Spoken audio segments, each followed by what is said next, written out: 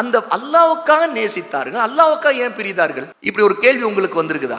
அல்லாஹ்வுக்காக ஏன் பிரிஞ்சாங்க? அது எப்படி? அர்ஷின் நிழல்ல அந்த ரெண்டு பேருக்கும் நிழல் கிடைக்குது. ஏன் ரெண்டு பேருமே அல்லாஹ்வுக்காக நேசித்தாங்க, அல்லாஹ்வுக்காக பிரிஞ்சாங்க? அது எப்படி அல்லாஹ்வுக்காக பிரிஞ்சாங்க? அல்லாஹ்வுக்காக நேசித்தாங்கன்னா புரியுது. அப்படின்னா என்ன? அல்லாஹ்வுக்கு கீழ்ப்படிஞ்ச நிலையில அவங்க நேசிச்சாங்க. அந்த ரெண்டு பேருமே அக்கீதால ஒரே அக்கீதா, ஈமான்ல ஒரே ஈமான், மன்ஹஜ் வழிமுறை, மார்க்கத்தை பற்றி பிடிக்கிற சுன்னாவுடைய பாதையில ரெண்டு பேரும் ஒரே மன்ஹஜ். மன்ஹஜ்னா என்ன? வழிமுறை. சரியாக மார்க்கத்தை எப்படி விளங்கணுமோ அந்த விளங்கி கொண்டு பின்பற்றுவதா மன்ஹஜ். அந்த ரெண்டுத்திலுமே அவங்க சரியா இருந்திருக்காங்க. அதனால தான் ரெண்டு பேரும் ஒருத்தர் நேசிச்சிருக்கிறாங்க. சரிங்க, புரிஞ்சு போச்சு.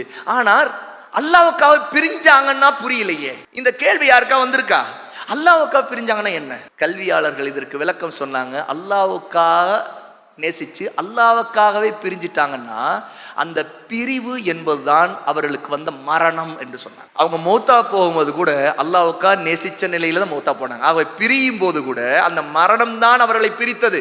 ஏன்னா அந்த மரணம் வர்ற வரைக்கும் கூட அவங்க ரெண்டு பேரும் அல்லாஹ்வுக்காக நேசிச்சாங்க. இவ பிரிவு எப்படி வருது?